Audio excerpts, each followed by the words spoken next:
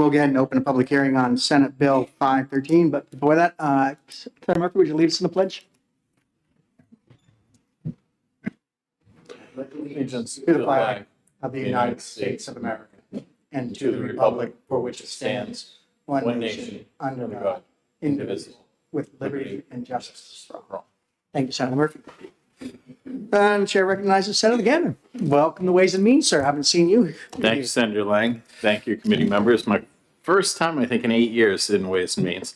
I am Senator Bill Gannon. I represent District 23, the heartland of the wine district of New Hampshire.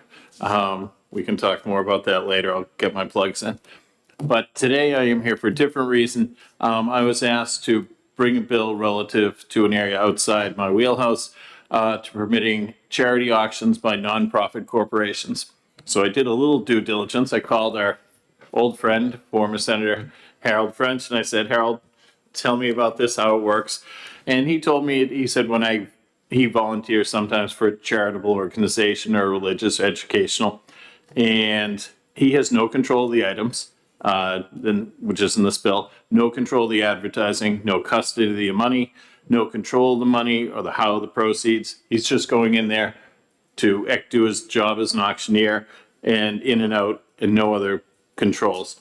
So this bill would permit a nonprofit corporation to conduct a charity auction using such a person as Senator French. And it's just making the code a little bit easier than it is presently. And there may be people behind me to testify with more knowledge on the subject matter, but I'm not sure if they're here or not. Great. Questions from the committee? So let's ask one clarifying question. I did speak with Senator Rosenwald earlier. She has an amendment which is clarifying, I think, purpose, or charitable purpose wasn't in there. So she has some wording, which I was perfectly fine with. It just made it more clear what the bill was trying to do. And so that was perfectly great. Thank you for doing that, doing my legwork for me, Senator. Any further questions from committee members? Seeing none, thank you, Senator Gannon. Thank you very much. Senator, Sheet. have an excellent day. Nobody signed up. All-American Day, what do you say? Great American Day. That's, I didn't get your testimony, so I'll have to, I could, give me a blade bill. Yeah. I don't want to do. Great. So nobody else signed up for this committee, so I'd entertain a motion to go into executive session. It's been moved by Senator Rosenwald, seconded by Senator Ennis to go into executive session. We're now discussing Senate Bill 513 in executive session. Senator Rosenwald. Move on to pass. It's been moved by Senator Rosenwald, ought to pass, seconded by Senator Ennis. Senator Rosenwald. Thank you. I'd like to introduce amendment. Wow, there are already 40 amendments. 24 0040S, and then explain it if I may. Speak to your amendment.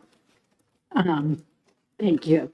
So in speaking to Senator Gannon, I clarified that his intent was that nonprofit organizations had to have a charitable purpose. So they wouldn't be nonprofits that aren't charitable, and there are some. There is a definition in state law, and I think Sonia has passed that out. It's in RSA 721, and it defines what charitable organizations are.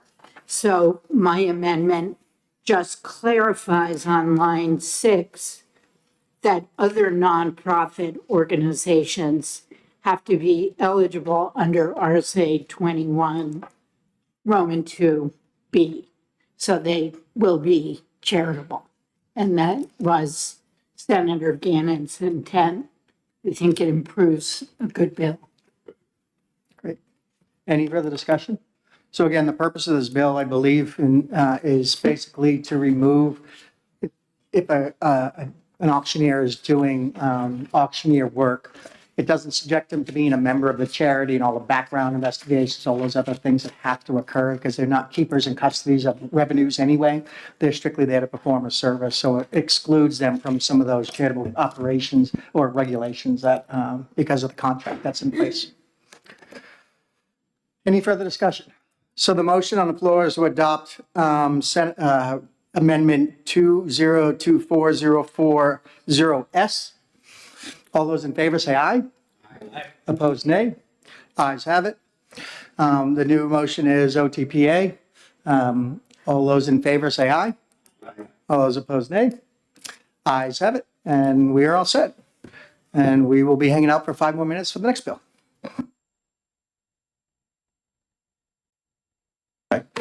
Motion to come out of executive session. Oh, who wants to take the bill out? Senator Rosenwald will take the bill out. Sorry.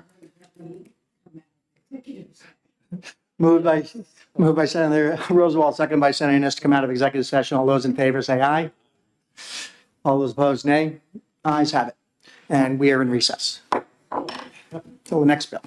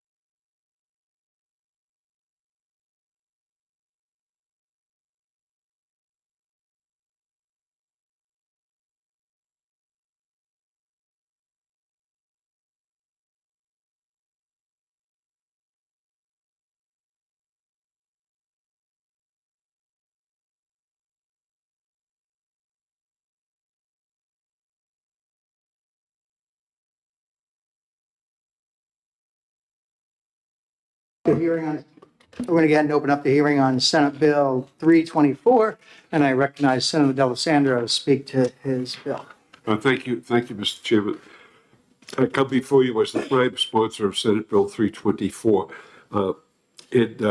Having spoken with you prior to this, there's a couple of quick changes that have to be made. Just verbiage has to be changed. But let's talk about the rationale for the bill. There are many clubs that still sell pull tabs. And sometimes these clubs, because of who's managing the clubs, it's an older generation of people and mostly all volunteers that are doing it. They got two big problems that they face. One is getting their 501c3 renewed, and they have to do that on an annual basis. And the other is getting their license from the state renewed. And sometimes, through no fault of their own, because they're all volunteers, they miss the date. And as a result of missing the date, they have to come to a person like me or one of you to say, gee, call the Lottery Commission and see if you can get the date extended, because I'm having two problems. The IRS is very, very slow. Sometimes it takes a year to get a renewal. And the commission's been very helpful in terms of my requests to grant the license extension to the individual entity. The charitable organizations, the problem is that membership is depleting because of what's happened in the world today. We don't have as many veterans as we used to have, and those clubs aren't as popular as they used to be. So this bill asks that the commission notify the entity of when their license is expiring and they have to renew it, so that they have a notification that comes before them. They know, and if they don't respond, then it's their problem. All right, the onus falls on them. But from our standpoint, we're letting them know that their license is expiring and they have to renew it. Now, we do this with licenses throughout the state. We do it with a driver's license. As your driver's license is expiring, you get a notice to renew it. We do it with car registrations. If your car registration is going out, you get a notice from the city, you get a notice from the state to renew it. So I think this is a very reasonable request that the Lottery Commission do that. And as I say, these are mostly volunteers that do this.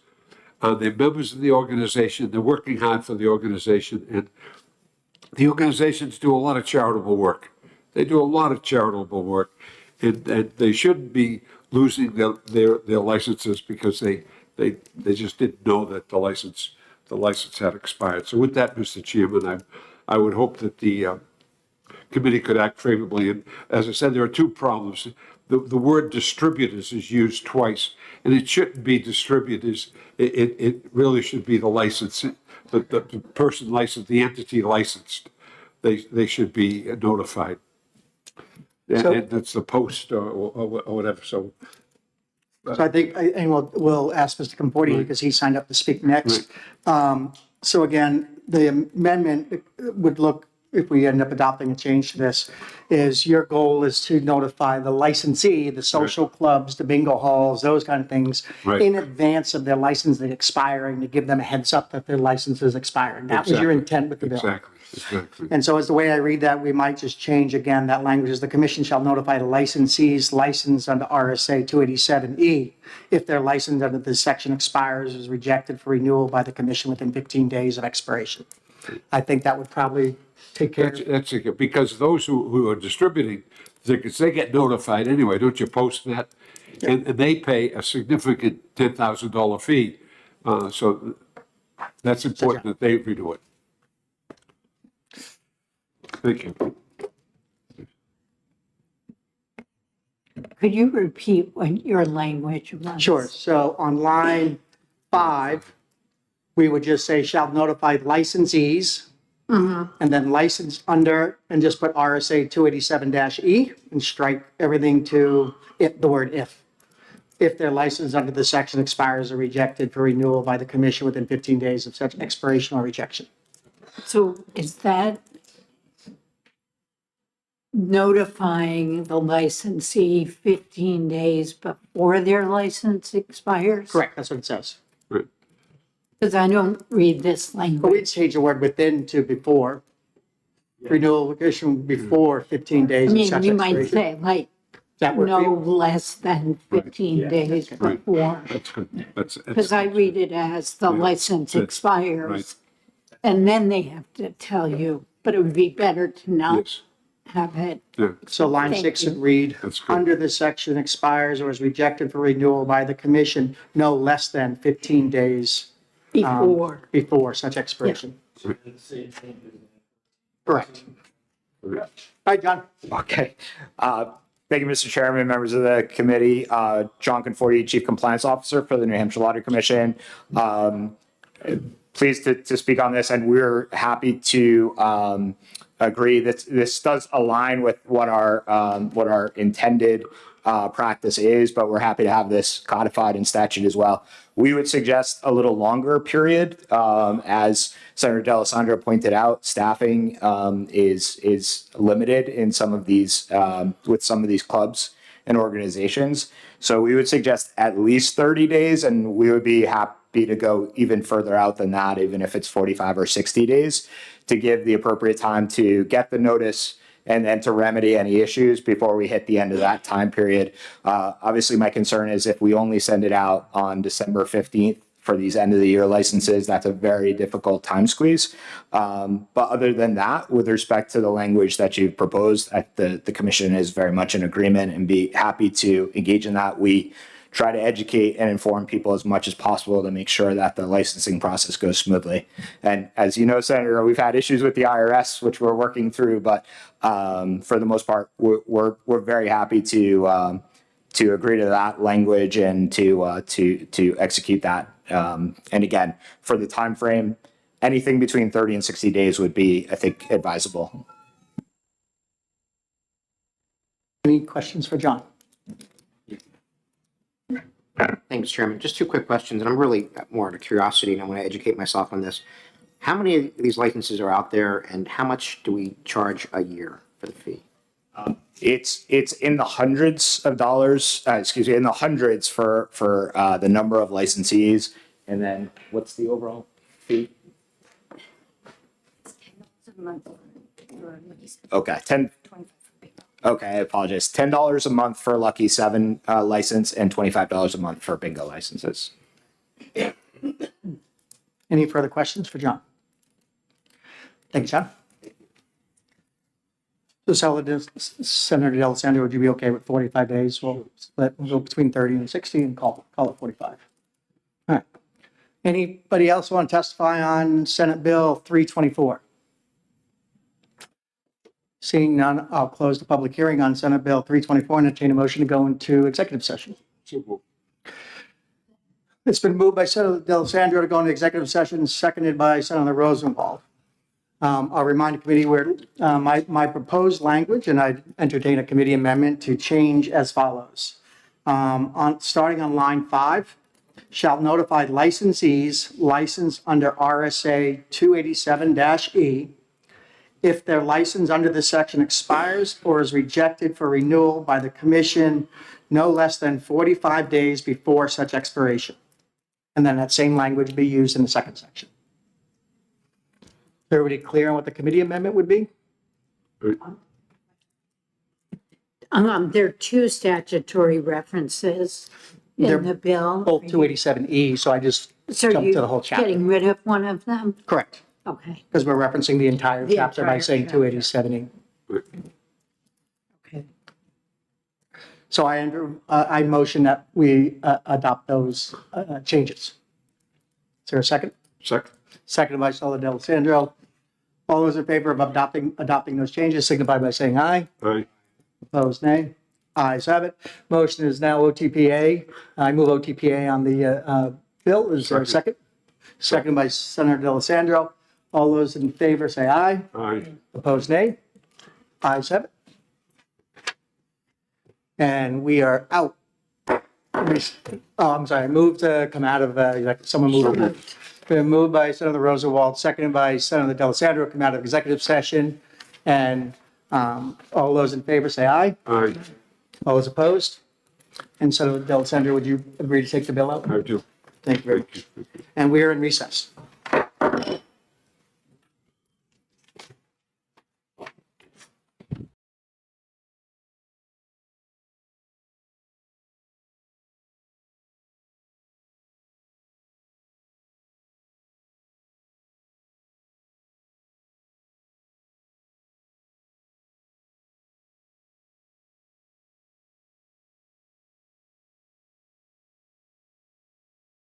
All of the bills we have nobody in opposition, we're signing them remotely, everybody's in support of it.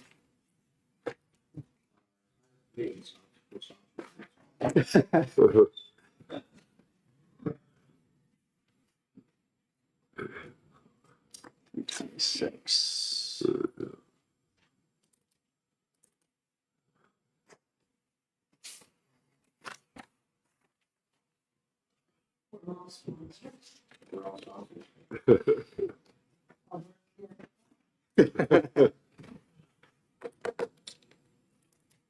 The winners of the Your Sense of Award. We gotta see if we can get a street in Nashua named after Rolly LaJoy. In the Fridge I got 4 section. minutes. I'm gonna Fridge run Hill. Is it? And,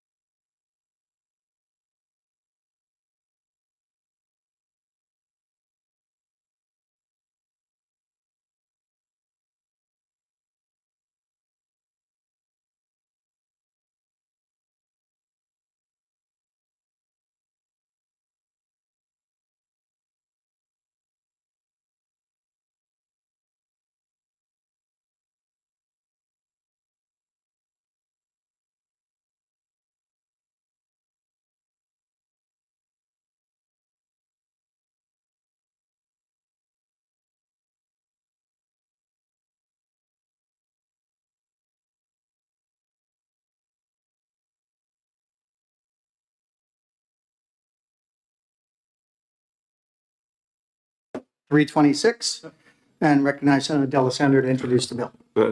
Thank you very much, Mr. Chairman.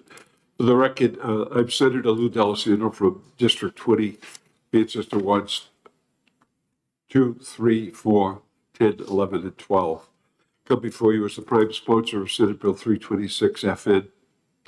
It's a very simple piece of legislation, and what it does is it takes jurisdiction for penalties, and the violations should not be done or should not be adjudicated by the Lottery Commission, but they should use the Attorney General to determine the results. And I think the wisdom of the Lottery Commission manifested itself in the most recent activity that took place, where they had a case, and what they did is they got an outside entity to work on the case, and I think that's very important in terms of determining these things.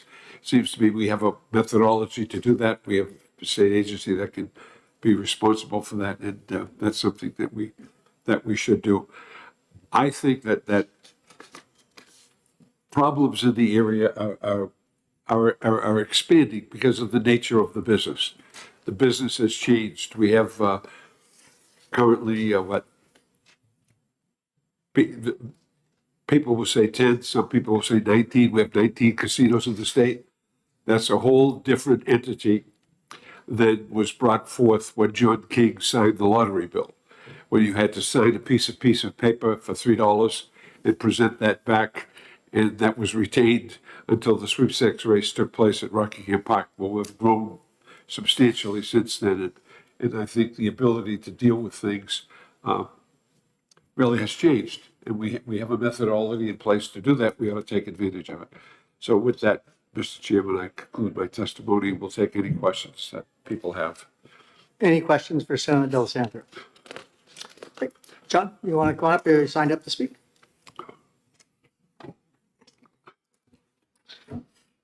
Thank you, Mr. Chair and members of the committee. John Conforti, Chief Compliance Officer for the New Hampshire Lottery Commission.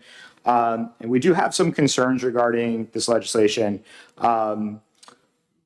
We did have an opportunity to speak with the Department of Justice, and obviously I'm not here to speak on their behalf, but they similarly have some concerns regarding taking responsibility for adjudicating what are ultimately very low-level decisions made traditionally by an administrative agency, in this case, the Lottery Commission.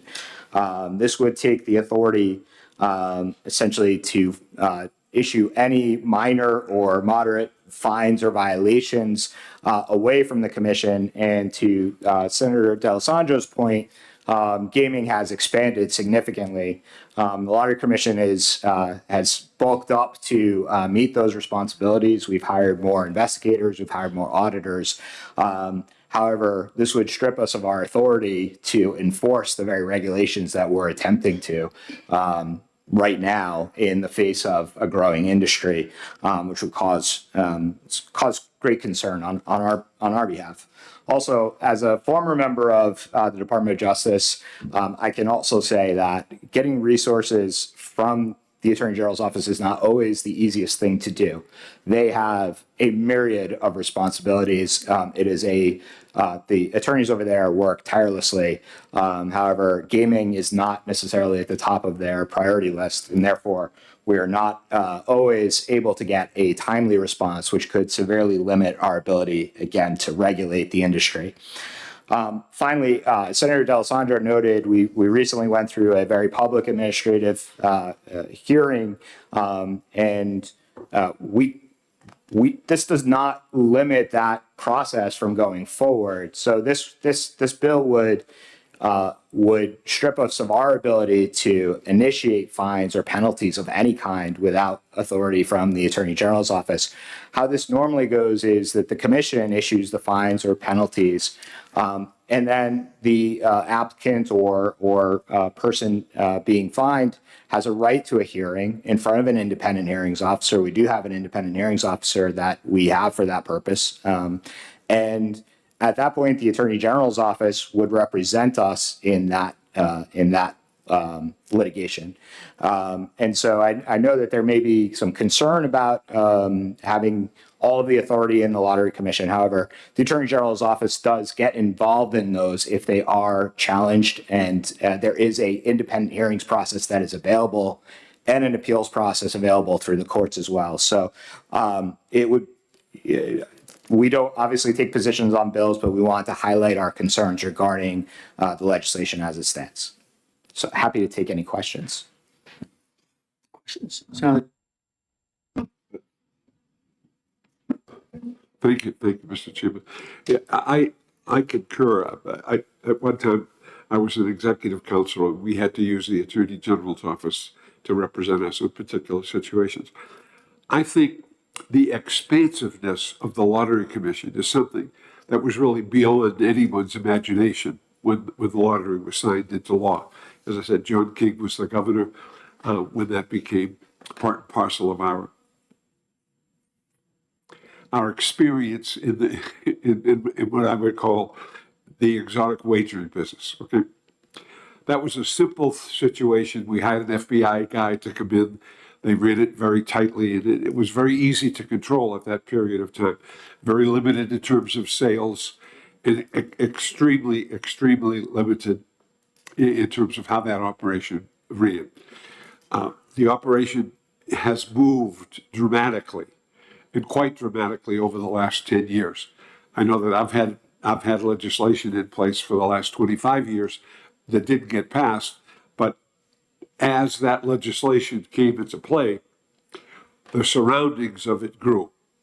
So we have the scratch tickets. They were $1, now they're $5, they're $25, and so forth and so on.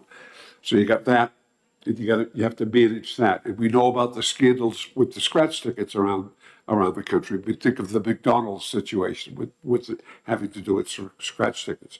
All right, we had bingo. Bingo was big at one time. Bingo is shrinking, so we got to monitor bingo.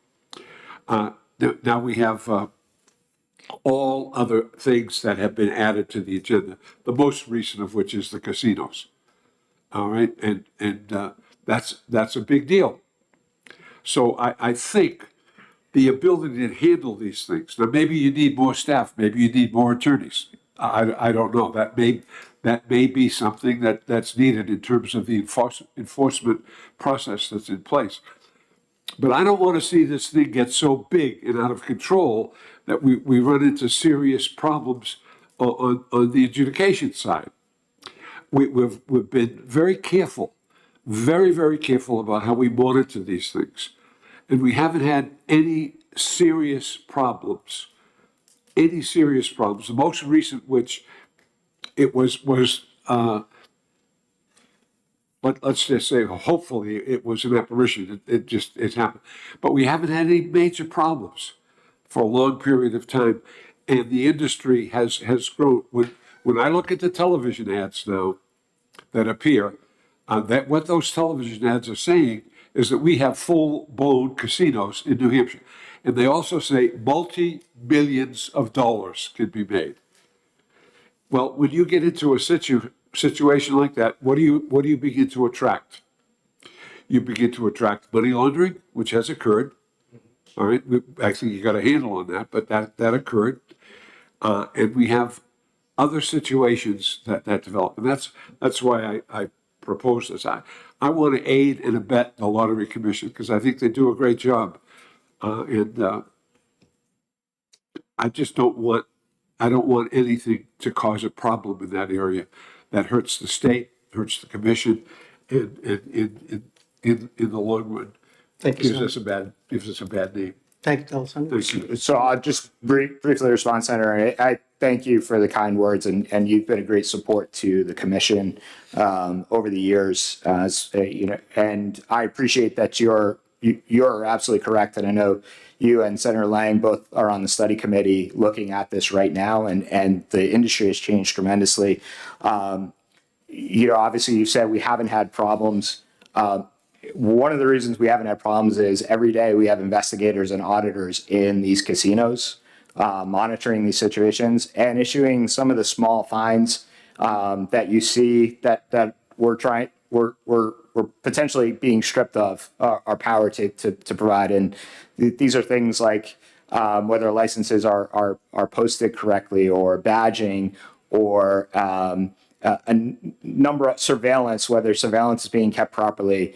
And these are the things that are done day in and day out. They're not large, but they're important to keep the line so that the big things don't happen. I think surveillance, especially making sure that surveillance is appropriate and is on file for the appropriate period of time.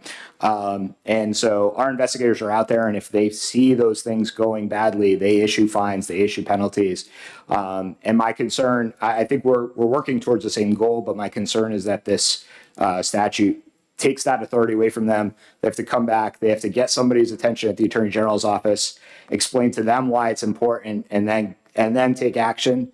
And in the meantime, what is happening in those casinos? So I again appreciate. I think obviously, Senator. I thank you for your support. I think we're all trying to move this in that direction, but I have concerns that this is going to have an opposite effect. I have a question for you, John. So I'm a co-sponsor of this bill, but now in reading it and listening to some conversation, I have some concerns myself about the bill. And mainly I'm thinking about other agencies in the state. And can you name any other agencies where they don't have enforcement powers, their own regulations? I'm not aware of any. So I think about things like DES, weights and measures. If your scale is wrong, right? The Department of Agriculture comes in, they give you a ticket, they give you a summons, they give you a fine, but it doesn't go to the Attorney General's office for that. The Department of Safety, right? For truckers and other people, tow truck operators and violations there. Again, safety can issue a summons and then there's an appeals process to an independent auditor, but safety is involved. And lastly, I think about Fish and Game, when my last chairmanship, where I actually created an appeals process where the enforcement arm issued the fine and then the executive director and the commissions actually heard the appeal. And because we wanted an appeal, a process for them to be able to question that. So I'm just wondering why all of a sudden we're going to carve out lottery as something completely different out of this and push regulatory, enforcement over to the Attorney General's office. So I'm concerned.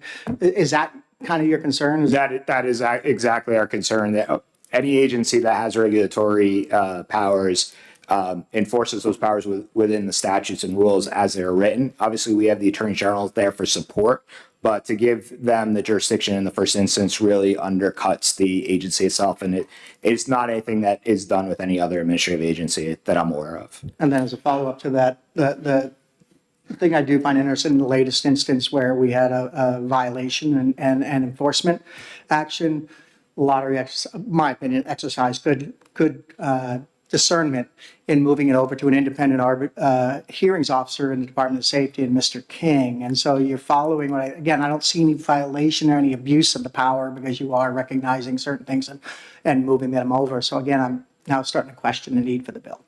So Senator Roosevelt. Thank you, Mr. Chairman.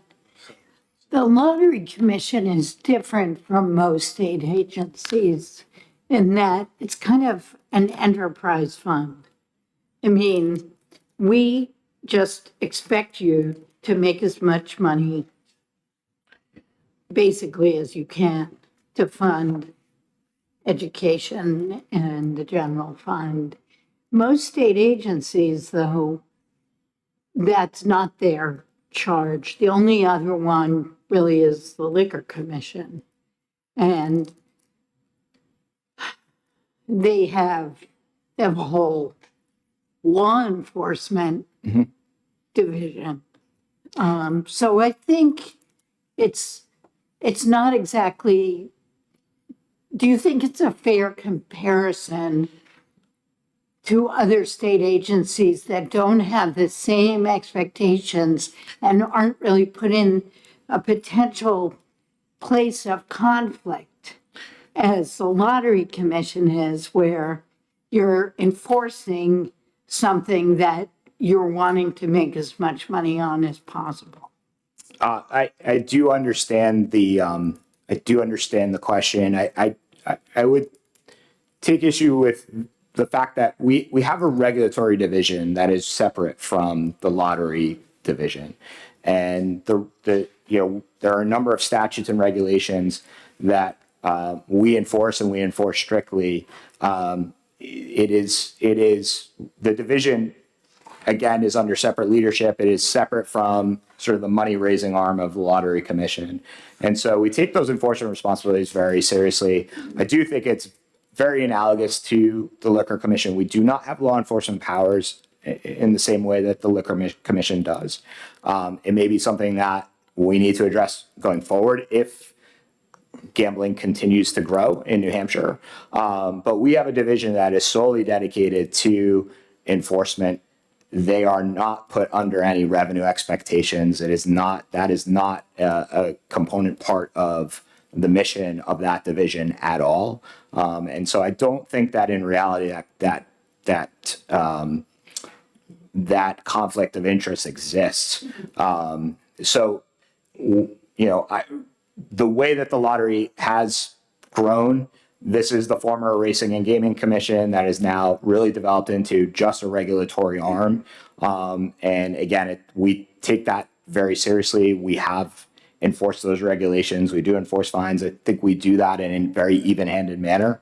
And so I do think that we are in that division is analogous to other regulatory divisions and other agencies in the state.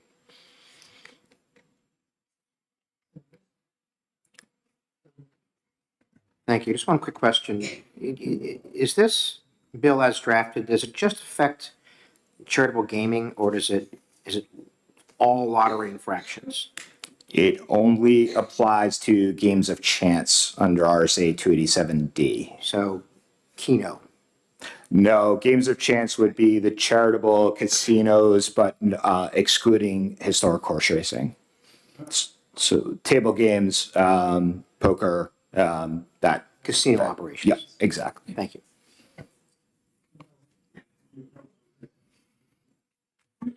I think, look, your basic responsibility is to raise money for the state. You are an enterprise entity. You're self-funded, right? And we look upon you as the base funder for education, right? What is it, 70 million, 80 million a year, something of that nature? Oh, it's significantly more, thankfully, Senator. And indeed, you did have a commission at one time that had more than 3 members. Now you have 3 members of a commission that run this entity. Now, if you looked at that entity when it was started versus today in terms of the scope of that entity, what that entity does, it's grown like topsy. And as I say, it's a new world. The chances that aberrant behavior will occur have been intensified dramatically because of the nature of the business. I'd agree with Do you that. agree with that? Yes. And I know, and I've watched this in other states, and I've seen how other states do it. I think that in terms of the AG's ability to support you, or indeed, that's their responsibility. And if they need more people, they come to us and ask for more people. And they do that every 2 years. I've been around here for a long time. I can't remember a time when they didn't come and ask for more people. And you were over there, so you know. I do, yes. All right, I remember when they were across the street in the annex, when Warren Rudman was Attorney General, David Souter was the deputy, and Tom Rath was over there. They were on the second floor of the annex, the Attorney General's office. Now they're over at Lincoln Financial, and they got pretty much the whole ball of wax there. So if you needed more help, the idea is to ask for it. I am fearful of what can happen based on the expansive nature of what's happening in your arena in New Hampshire. You got three members who are responsible for managing this entity. I don't know what it entails in terms of your enforcement people. I don't know how many you have. I don't know how many investigators you have. I could look it up. But the business has changed. And I think what has happened in the Concord situation gives me rise for concern, real concern. And what do you think a charitable gaming license is worth today? More than $750?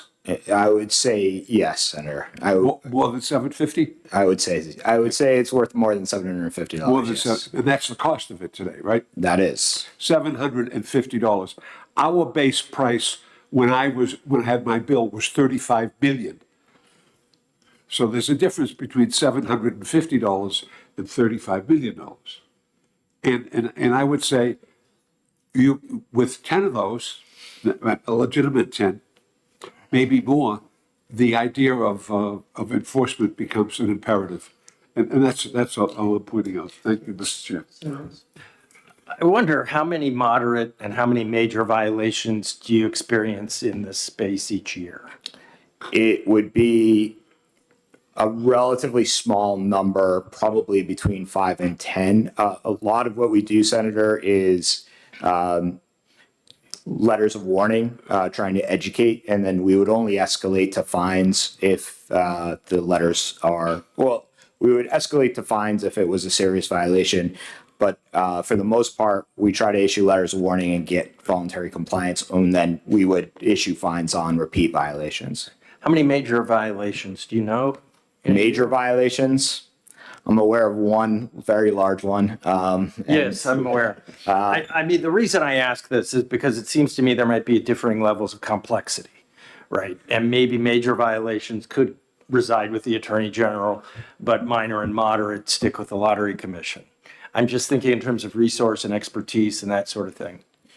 Yes, Senator, there's an enhanced penalties provision that's not addressed here, and I'm not sure of the exact statutory provision where we could go above the 5,000 that we're limited to under RSA 287D23. And certainly in those instances, we would not have any problem with bringing the Attorney General's office in to get approval on those. My concern obviously is this is the day-to-day work of issuing these violations or issuing these fines that keep licensees in check. And again, if they don't know that we're not the people to answer to, that could become a problem. I understand. All right, thank you. Just one thing I want to clarify, I heard you saying, it made me perk up again, was things that are not covered by this bill, because this is strictly games of chance, which is card games, poker, blackjack, roulette, right, card games, but sports betting wouldn't be covered underneath this. Correct. Bingo wouldn't be covered under this. Correct. HHR would not be covered under this. Dog racing would not be covered under this. Lucky 7 would not be covered under this. That is correct. Right, so you would continue to hold the authority to penalize under some portions of gaming, but under other portions, it would extend outside beyond, even though it all occurs within the same building. That is correct. All right, anything else? All right, thank you, John. Thank you. I'm going to recess this one, and we'll end this public hearing. It sounds like we probably need a work session to talk about how we might want to move forward with this and what we want to do with it. But it doesn't sound like there's consensus right now in the committee, so I'll get end the public hearing on Senate Bill 326. Senator, can you just clarify? I heard you say the word recess, but you're closing the hearing. Close the, I'm sorry, yeah, I closed the hearing on 326. Okay, so we'll hold this one. We'll hold this one and we'll see, we'll see if we can get a working group together and figure if we can find an answer somewhere. Be on both sides, just I can't. Right. Yeah. It's complex.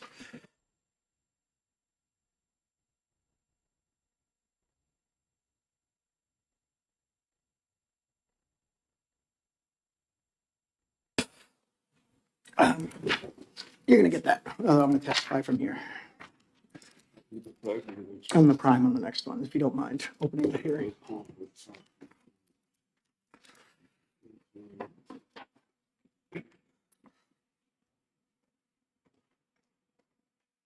So Senator D'Alessandro is going to chair the next one, which starts in 6 minutes. Oh, is it 45? Oh, never mind. You can gavel us in whenever you're ready, Senator. Call the committee to order. A call for prime sponsor, Senate Bill 432, FN, Senator Lang. Thank you, Mr. Chair. This is, if you'll remember this bill from last year. We had this bill last year. We passed this bill last year. The major difference in this bill is on page 2, line 13 right now, is I adjusted the percentage down for the tax. Originally, under the original bill, I believe it was 2.5%. And that would have created a little bit of problem in that we had one rate for, if you were doing basically at Seabrook betting on a horse race, but if you're on your phone, you would be taxed at a different rate for what was at Seabrook. And we were trying to keep it, so this bill is intended to make it clean, that it's one tax rate that is clear. As you may understand, in New Hampshire, we have an overriding statute of law on gambling that says that all gambling is illegal unless we authorize it. And so under this bill, the problem is there was some gray area within the Attorney General's office in that we've authorized Seabrook and Belmont, which are the only two licensees for horse racing, that could do horse racing. And yet we allowed the in-person, but the question was it also extend to online, and that was unclear because the federal statute allows for online and advanced deposit wagering, and so then we're in conflict with federal statute, with the New Hampshire statute. So this bill was originally introduced to clarify that at the request of the Attorney General and Lottery, to say that advanced deposit wagering, whether online or in person, is allowed legal in New Hampshire and will be taxed at a 1.25%. That's the bill. There are a couple amendments, and I'm going to hold the amendments. And the reason being is, again, because we have some existing licensees, the new language created different conflict that I need to clean up. And so I am going to I'm going to ask that we hold the bill, and I'll bring in an amendment on top of that. Senator Bradley asked me to bring in a non-germane amendment, attach it to this bill relative to gaming. And so I still haven't written that amendment yet. I'm still working with Lottery to draw that. So while I'm happy to take questions on this, understand there will be a few amendments coming in. Will we be having a public hearing on that non-germane? Yes, absolutely. That's the reason why I want to hold it. So Thank you. I'll tell you what the non-germane amendment is in theory and concept, so you're not surprised by it. We want to have gaming operators treat municipalities where they're the host community just like a charity, and give them 10 days and give them the revenue share that a charity would get, so that towns and cities will be able to make revenue from these charitable gaming operations, not by increasing a tax or adding a new tax, but by just treating them as if they were a charity. They would get the same 10 days as any other charity, and whatever revenue is generated, that would go to the local host community for any potential costs that they may have. So that's the amendment that'll be coming in. It's easier said than actually written. I think we've taken 3 stabs at trying to write the amendment, and each one comes up with a little different mess. And so we're still working on that, but that's the general concept is we want to allow municipalities who have additional costs, like anything else, that they have law enforcement costs when they get called their parking problems and those kind of things, is to give them some revenue to offset some of those local expenses within the community. So again, I'm happy to take more questions. We will. Well, I don't know. It doesn't cost the state anything. Technically, it costs the operators, but it would go to a charity, not to the state. So I'm not sure there's a fiscal note. No, it's strictly, again, the 35% that you would give the charities, the town would get the 35% for the 10 days. They're just treated just like a charity who gets 10 days of operations. So, but again, I'm still working on that amendment, so. Is there anyone else, Sonia, is there anyone else who signed up to testify for or against Yes. this? Let me do with it. Hold on, I lost it. Here it is.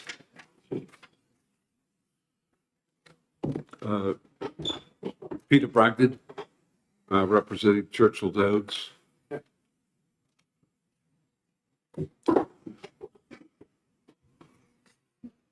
Thank you, Mr. Chairman, committee members. Peter Bragdon here representing Churchill Downs. Thursday, May the 4th will be the 150th running of the Kentucky Derby at Churchill Downs. In addition to being one of the nation's largest horse racing companies. Churchill Downs also owns the Chasers Poker Room in Salem and is also the owner of Exacta, a company that manufactures historic horse racing machines. So we have a number of interactions with the Lottery Commission. We have in the past offered advanced deposit wagering. We have voluntarily ceased doing that in New Hampshire, understanding the Lottery Commission's concern about the gray area of the law. So we'd be very supportive of language that put into law exactly what the situation is, and happy to contribute to that. So we're very supportive of this. I know Senator Lang has one amendment for some technical changes, which we're supportive of as well. So just generally speaking, we're supportive of this, would like to get back into New Hampshire and the law be very clear. Thank you. Any questions for Senator Bragdon, Representative Bragdon, or Churchill Downs Bragdon? You got a lot of politicals here. Just call me Peter. Just call me Peter. Any further questions? Thank you all. Thank you very much. All right. Sean Thomas?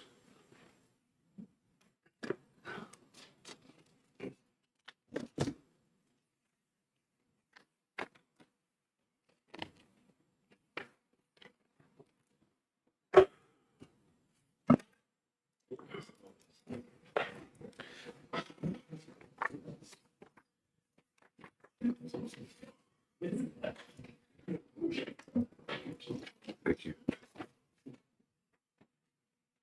Thank you, Mr. Chair and members of the committee. Sean Thomas with the Mers and Praisall here today representing ExpressBet in support of Senate Bill 432. I'll keep this short and sweet. I know you're all familiar with this issue and with this bill.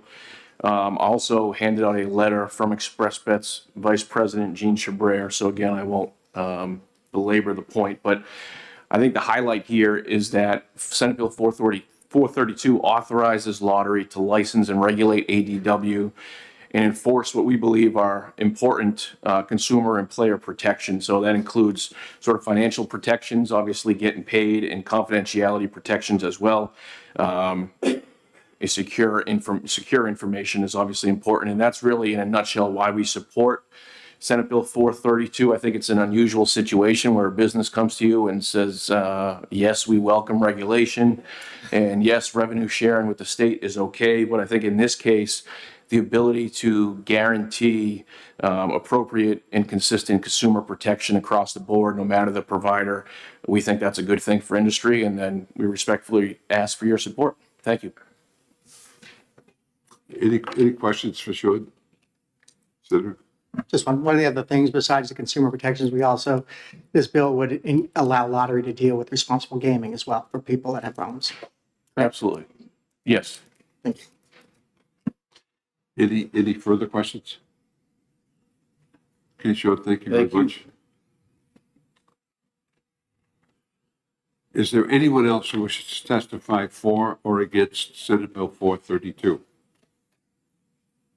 If not, we'll close the hearing on 432. And thank you for attending. Mr. Boulay, thank you. After all that work as mayor of the city of Concord, we understand now you have a lot of time to come to committee hearings. So you're welcome to attend. Anyone. You have an open invitation. You're welcome. So we'll close the hearing on Senate Bill 432. So we have some on the next date for next day meeting. Next Wednesday morning? Yes. Next Wednesday morning, 11 hours. 16 days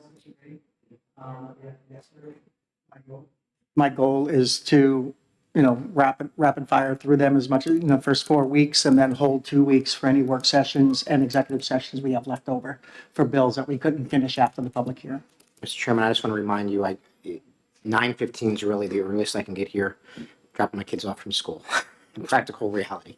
So we can start at 9:30. We'll take a look at, I don't know when they are, but we'll see if we can adjust future ones going forward to 9:30. Yeah. I'm good for the first 3 weeks. 4th week, I'm in class. All right. Sooner So- the better. We'll work through that. Anything else come before the committee? Great. We are adjourned.